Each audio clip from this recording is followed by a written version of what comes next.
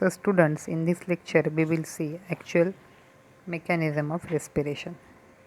In last lectures we have studied the organs or the structures involved in the respiration process. Mechanism of respiration, it is a biochemical process which involves exchange of gases between atmosphere and lungs, and that result in the formation of ATP.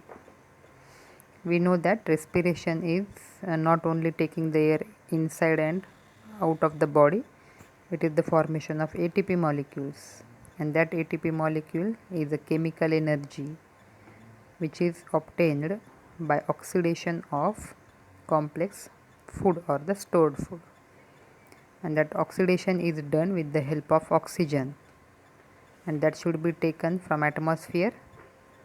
And in the process of respiration, carbon dioxide is released as a byproduct, and so it is exhaled from the body because it is harmful to the body. And so in short, respiration involves exchange of gases between atmosphere and lungs. Oxygen is taken from the atmosphere and carbon dioxide is thrown from the lungs. Mechanism includes number 1, breathing, then is the external respiration, then internal respiration and cellular respiration. Then first mechanism is the breathing. It is a physical process, no any chemical changes. It is the first step, and gaseous exchange takes place between atmosphere and lungs. It involves inspiration and expiration. The two steps are involved in breathing: inspiration, taking the air inside the body, and expiration, throwing the carbon dioxide rich air out of the body. Then which parts are included in the process? One is the thoracic cage, ribs, sternum, intercostal muscles and diaphragm. 3 are the bony structures, that is the thoracic cage, ribs and sternum are the bony structure, whereas 2 muscles or muscular part, one is the intercostal muscles and second one is the diaphragm. Intercostal muscles, these are the muscles that are present in between ribs. छातीचा जो पिंजरा आहे त्याच्या ज्या ribs आहेत, 2 रिब्सला जोडणाऱ्या ज्या muscles आहेत त्या म्हणजे intercostal muscles. And diaphragm, it is one of the major muscle which separate thoracic cage from the abdominal cavity.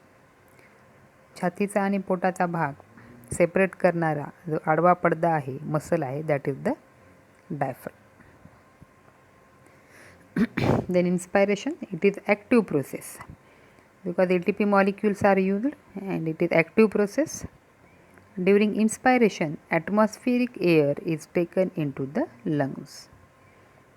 That means oxygen rich air is taken into the lungs with the help of nose and trachea, all the organs. This inspiration occurs due to pressure gradient between atmosphere and lungs. A pressure gradient is developed between atmosphere and the lungs, and due to that pressure gradient, inspiration occurs. The major events during inspiration, diaphragm muscle become flat and it goes downward. Normally the diaphragm is dome shaped. Dome आकाराचा असतो, but at the time of inspiration it become flat. Dome हा आकार flat आकारासारखा होतो, त्याच्यामुळं diaphragm हा खाली ओढल्या जातो. Second, external intercostal muscles get contract, so the ribs and sternum move upward and outward. Intercostal muscles या कॉन्ट्रॅक्ट होतात आणि ह्या कॉन्ट्रॅक्ट झाल्यामुळं त्या रिब्स आणि स्टेर्नम या दोन्ही भागाला वरच्या आणि बाहेरच्या बाजूला ओढतात. The net result is this increases volume of the thoracic cage.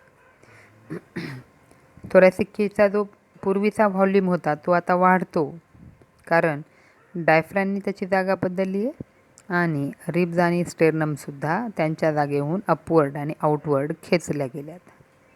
As the volume of the thoracic cage increases, the pressure in the thorax and lungs decreases. Volume आणि प्रेशर हे इन्व्हर्सली प्रपोर्शन असल्यामुळं जेव्हा thoracic केजचा volume वाढतो तेव्हा त्या thoracic केजमध्ये जे लंगसारखे organ आहेत त्यांच्यामधील असणारं जे काही प्रेशर आहे ते कमी होतं आहे, डिक्रीज होते.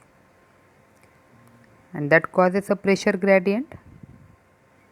So to equalize the low pressure inside the lungs, due to, as we know, the pressure in the lungs is reduced, and therefore the air from atmospheric side enters in the lungs, because in atmosphere the pressure, the partial pressure of gases is more as compared to the lungs.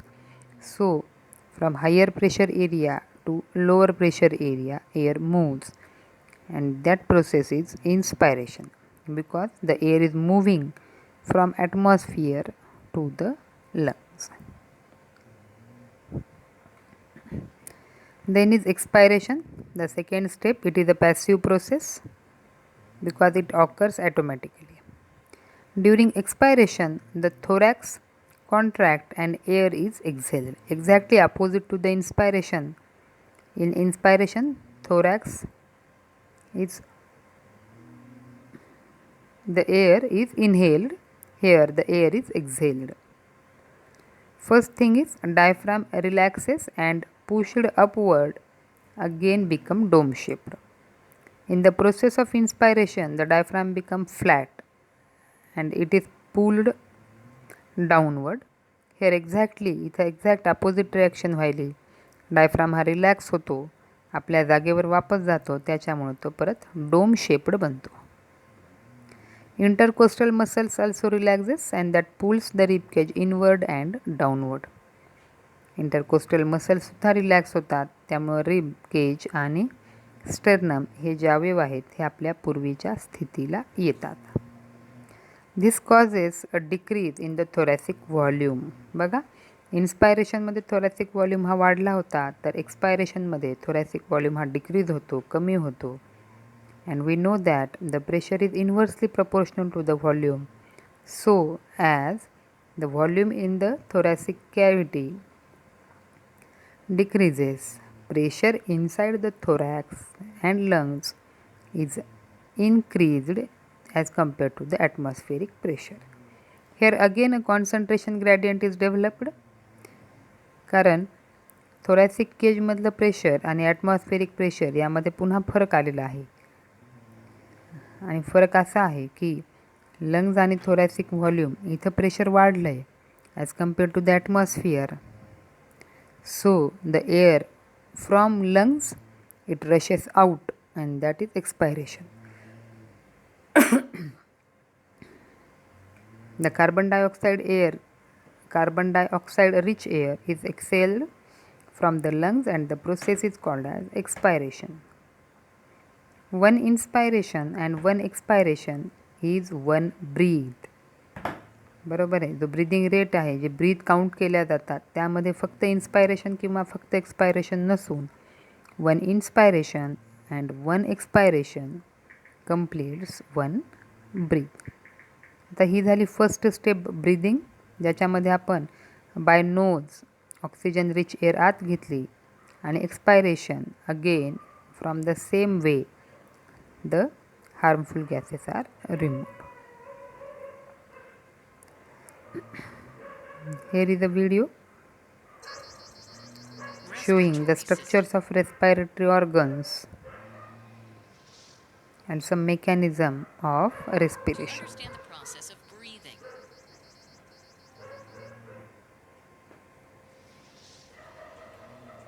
In humans, the main organs responsible for respiration are present in the thoracic cavity. Rib cage. आता हा diaphragm आहे brown कलरचा, जो thorax छातीचा भाग आणि पोटाचा भाग यांना सेपरेट करणारी ही मसल आहे. बघा लंग्सच्या खाली चिटकून दिसायली. राईट लंग्स याचे 3 लोब आहेत आणि हा लेफ्ट लंगचा भाग ज्याचे 2 लोब आहेत. आपल्याला माहिती आहे right lung is larger and left lung is smaller. Bronchi हा ट्रकिया, याच्यामध्ये असणारे हे सी शेप्ड कार्टिलेजेस या ट्रकियाच्या स्ट्रक्चरला सपोर्ट देतात. वरच्या बाजूला फॅरिंग्स आणि हा नाकाचा भाग ज्याच्यामधून हवा ही आत चालली, नॉस्ट्रिल्स किंवा एक्सटर्नल नेअर्स ज्याला म्हणतात. हवा फॅरिंग्स, लॅरिंग्स, ट्रकिया आणि बघा ब्रॉन्कायमधून ही लंग्सच्या आत पोहोचली. ब्रॉन्कायच्या ब्रांचेस ब्रॉन्क्युअल्स, टर्मिनल ब्रॉन्क्युअल्स आणि शेवटचा भाग बंच ऑफ ग्रेप्स सारखं स्ट्रक्चर दॅट इज एल्व्ह्युलाय ऑर एल्व्ह्युलस. आणि हे आहेत कॅपिलरीज. बघा काही ब्ल्यू आणि काही रेड भाग आहे. डिऑक्सिजनेटेड अँड ऑक्सिजनेटेड हे ॲल्व्होलार चेंबर आहेत. हे पोर्स आहेत ज्याच्यामधून ऑक्सिजन हा बघा RBC दाखवल्यात आणि RBCद्वारे ऑक्सिजन ह्या पोरमधून काय केला जातो, ॲल्व्होलायमध्ये घेतला जातो आणि कार्बन डायऑक्साईड जो आहे तो RBCद्वारे कॅच करून हा वापस टर्मिनल ब्रॉन्क्युअल्स आता उलट दिशेने येईल. ब्रॉन्काय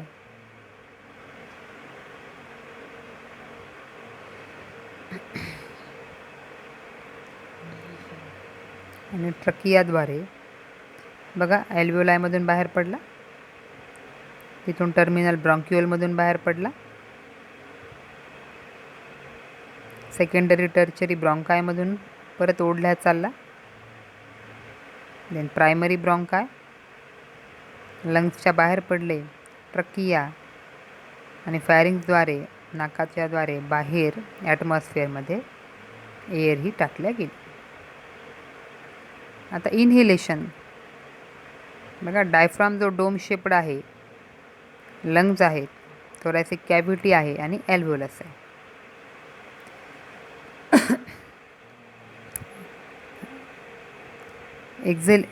एक्झेलेशनच्या वेळेस हवा ही बाहेर फेकल्या चालली आहे. आता डायफ्रामच्या मूवमेंटकडे बघा. डोम शेप्ड डायफ्राम खाली चालला, व्हॉल्यूम वाढला, प्रेशर कमी झालं, हवा आत ओढल्या गेली.